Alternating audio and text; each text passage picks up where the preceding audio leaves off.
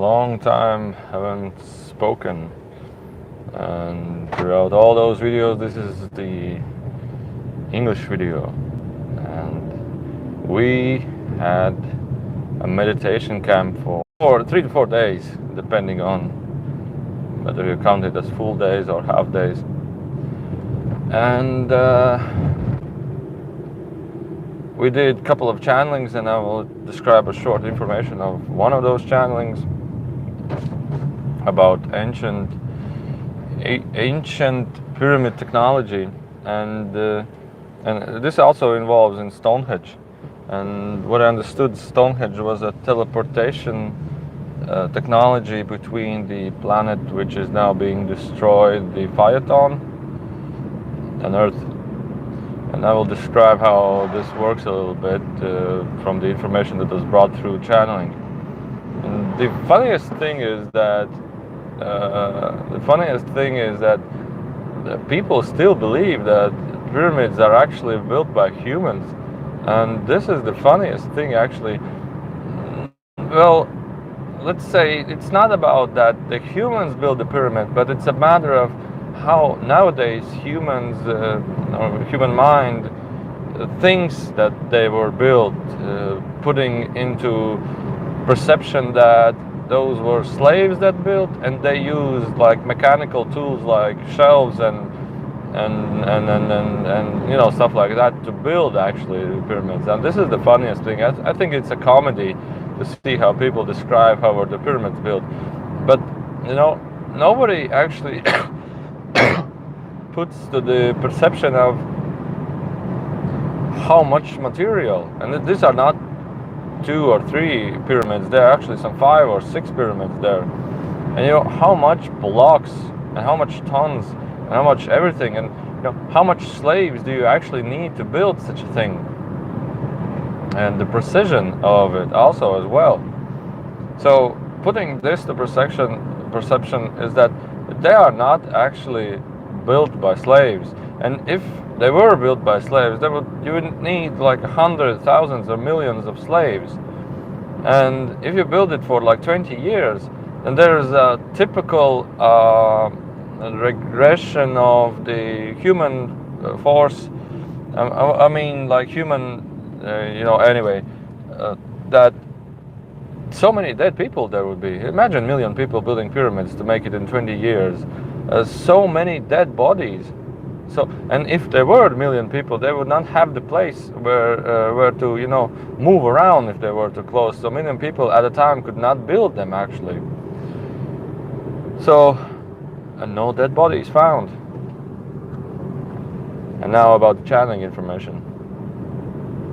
So they said that imagine like, let's say for example, sound reflects. If you're speaking against the wall, you speak, the sound comes back to you and reflects back to you.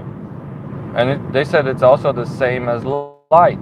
When light shines upon something like a mirror, it doesn't have to be exact a mirror, but the sun reflects back, the sunlight reflects back to whatever the angle against the sun is. So, and they said it's the same about cosmic energy. That cosmic energy also is being shined upon. For example, let's take a reflector like this, like a pyramid. Now it serves in what I understood, it serves in multiple ways. First of all, inside of the pyramid there are 2 reflectors. Inside the reflectors, actually 4, but from this side there are 2 reflectors. So the angle of the pyramid makes it like where the geometrical, the angle on the center is.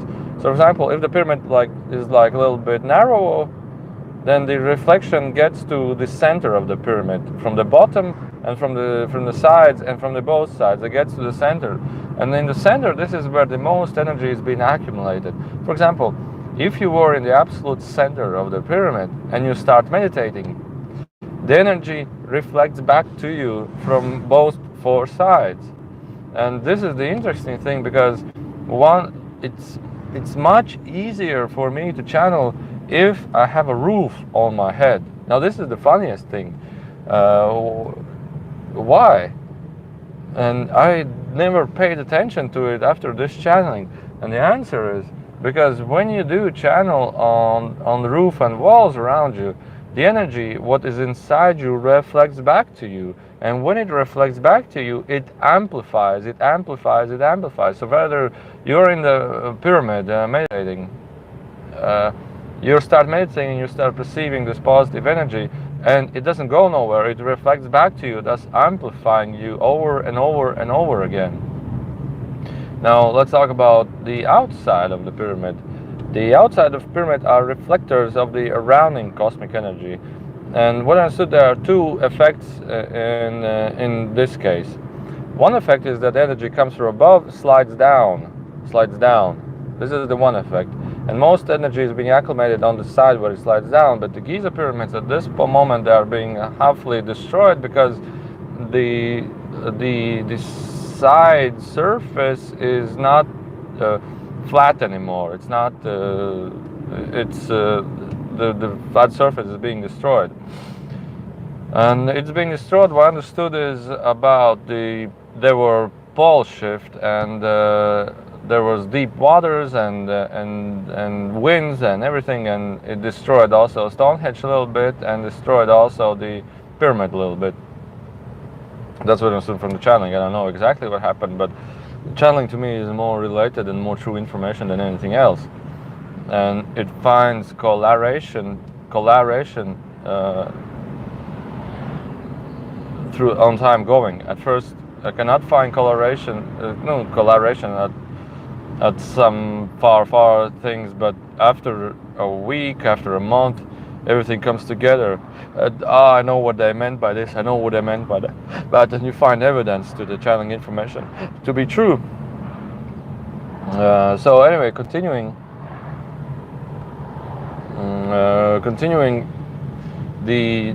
so I'll talk about a few steps further now. So when the reflection, they said, for example, they said, well, it's from most sides. They talk about most sides and they jump from topic to topic of most sides. Now I need to put it together to describe it. But they said, well, if you have two pyramids, one here and one here, for example, one of my hand is a pyramid shaped like this.